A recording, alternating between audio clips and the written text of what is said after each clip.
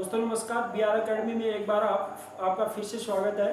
आज हम हरियाणा जीके में हरियाणा के जन्म और इतिहास के बारे में चर्चा करेंगे।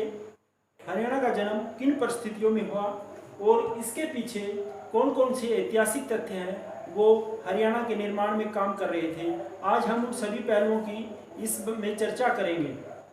दोस्तों, हरियाणा का जन्म 1 नवंबर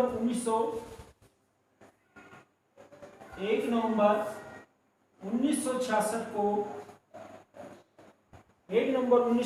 को हुआ था। अनुच्छेद 3 के तहत संविधान संशोधन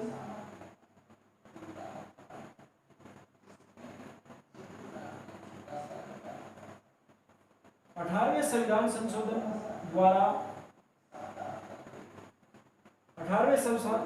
संशोधन द्वारा 1 नवंबर यह जन्म भाषाई आधार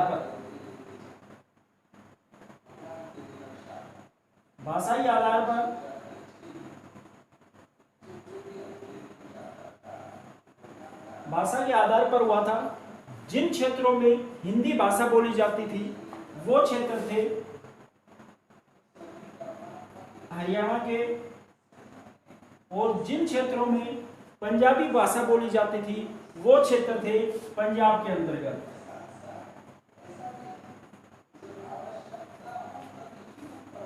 दोस्तों, हरियाणा प्रदेश है वो हमारे उत्तर भारत में उत्तर पश्चिमी क्षेत्र में स्थित है। आज मैं उन पहलुओं की चर्चा कर रहा हूं कि हरियाणा का निर्माण जिन परिस्थितियों के कारण पैदा हुआ था। 1857 में हरियाणा का 1857 में आजादी का प्रथम युद्ध हुआ था। आजादी का प्रथम युद्ध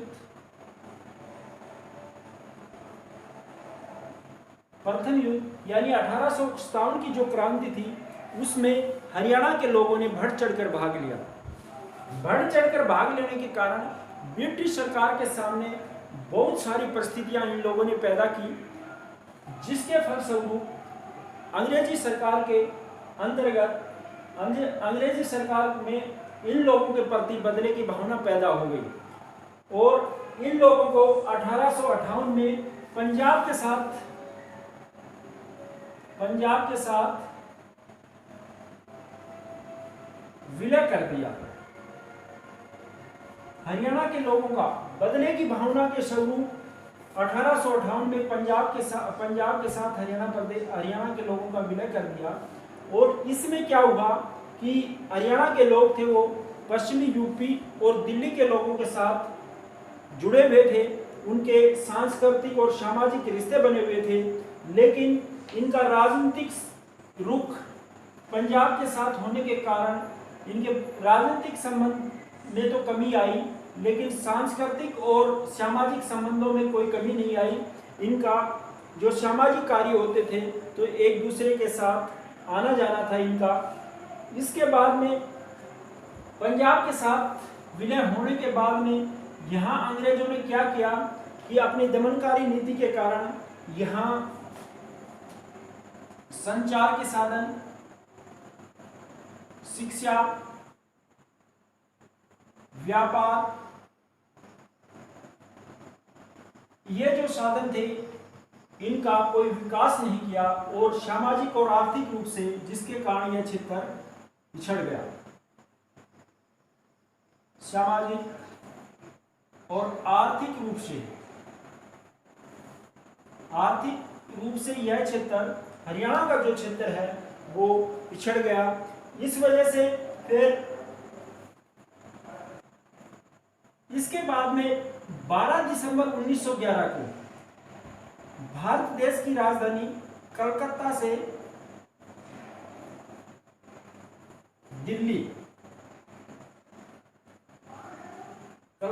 दिल्ली स्थापित की और उसमें दिल्ली की सीमाओं के विस्तार की अब चर्चा होने लगी और दिल्ली के साथ हरियाणा प्रदेश का विलय करने की बात की गई।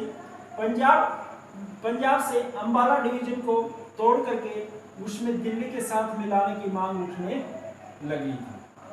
अब 1920 में ये 3 डिवीजन थी, आगरा, मेरठ और अंबाला। इन तीनों को दिल्ली के साथ अटैच करने की बात मांग जोर शोर से उठने लगी और दिल्ली प्रदेश की सीमाओं का विस्तार दिल्ली प्रदेश। इसके बाद में 1928 में दिल्ली में एक सभी पार्टियों का सम्मेलन हुआ जिसमें हरियाणा के नेताओं ने भी भाग लिया। हरियाणा के नेताओं में पंडित नेगीराम शर्मा, पंडित श्री राम शर्मा और लाला देश बंधु गुप्ता, इन तीनों नेताओं ने भाग लिया और गांधी जी से मुलाकात की और हरियाणा क्षेत्र का, और उन्होंने मांग की कि हरियाणा का जो क्षेत्र है उसको दिल्ली के साथ विलय करवाया जाए। विलय करवाया जाए। इसके बाद में बात आई 1931 में एक द्वितीय गोलमेज सम्मेलन होना था जिसमें पंजाब सरकार के आयुक्त थे और वो भारतीय प्रतिनिधि जो मंडल था उसके सचिव थे। उनका नाम था sir Jeffrey Corbett. Sir Jeffrey Corbett को पंजाब से अंबाला डिवीजन को अलग करने का सुझाव दिया गया था। 1932 में दीनबंधु गुप्त ने हरियाणा प्रदेश की मांग को जोर शोर से उठाया।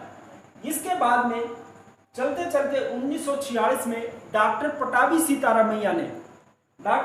सीतारामैया अखिल भारतीय कॉन्फ्रेंस दिल्ली के सम्मुख दीनबंधु गुप्त की मांग जो 1932 की थी उसका खुला समर्थन किया और 1947 में देश आजाद हो गया। देश आजाद होने के बाद में पंजाब में हिंदी भाषा क्षेत्र था उसमें और पंजाबी भाषा क्षेत्र दोनों में अलग अलग राज्य की मांग जोर शोर से उठने लग गई। 1948 में मास्टर तारा सिंह ने नए राज्य की मांग रखी। उस समय के तत्कालीन मुख्यमंत्री भीमसेन सज्जर थे और उनके समक्ष 1948 में मास्टर तारा सिंह ने पंजाब सूबे की अलग सी मांग रखी। उस समय के तत्कालीन मुख्यमंत्री भीमसेन सज्जर थे। उसने बढ़ती हुई मांग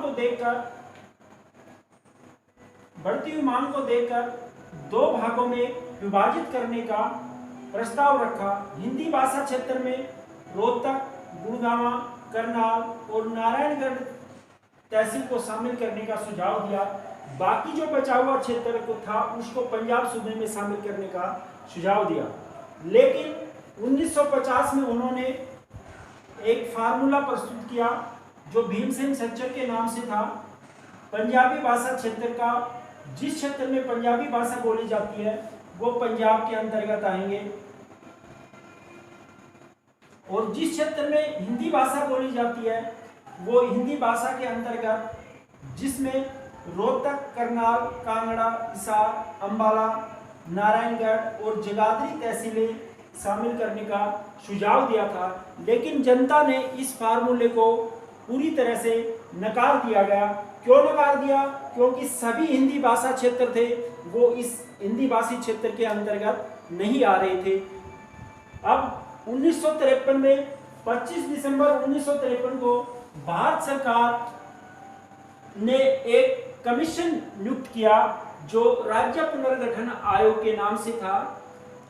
उसने भाषा और कल्चर के आधार पर, भाषा और संस्कृति के आधार पर लोगों को पहचान की जा सके इसके लिए इसका विकास किया था। और उसने पटियाला और पूर्वी पंजाब का जो क्षेत्र था वो पंजाब के अंतर्गत और महेंद्रगढ़ और जींद के जो क्षेत्र थे वो हरियाणा में शामिल करने का सुझाव दिया।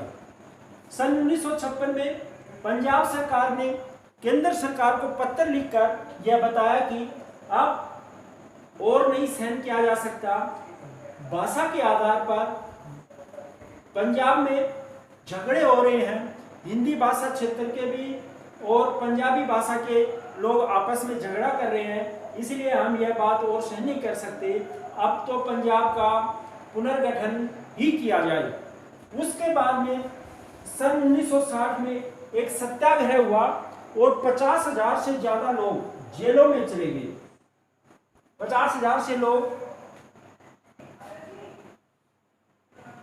सन 1965 में फतेह सिंह ने पंजाब सूबे को अलग करने की मांग का अल्टीमेटम दिया और हिंदी भाषा के जो लोग थे इनके अल्टीमेटम से नाराज हो गए।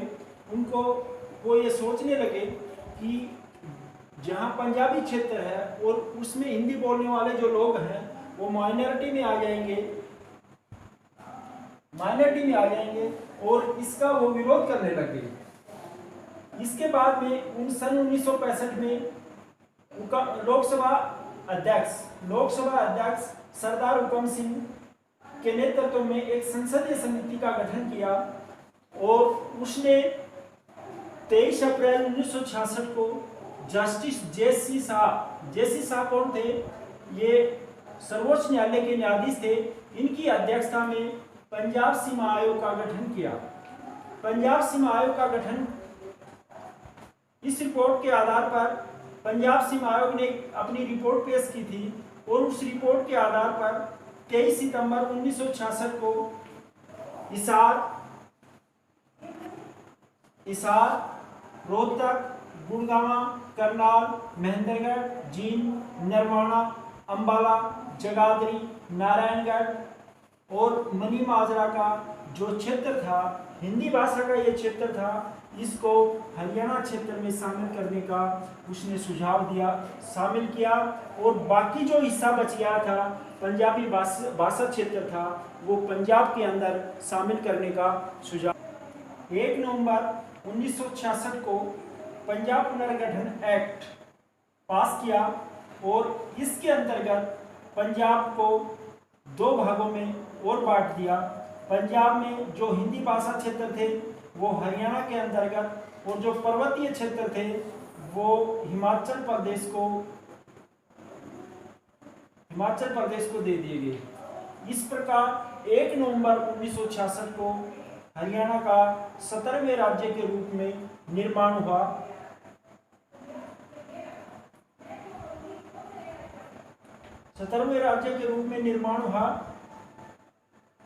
इसके बाद में जब हरियाणा अलग हुआ तो उस समय हरियाणा में सिर्फ केवल 7 जिले थे। पहला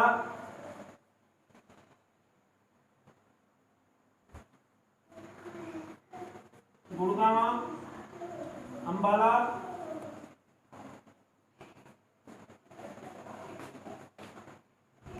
हिसार,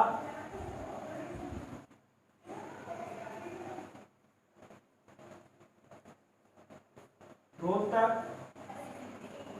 जींद,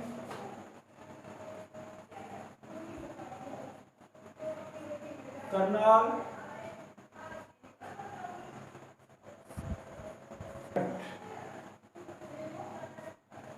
जब हमारा हरियाणा का गठन हुआ उस समय ये 7 जिले गुड़गांव, अंबाला, हिसार, रोहतक, जींद, करनाल और महेंद्रगढ़ थे।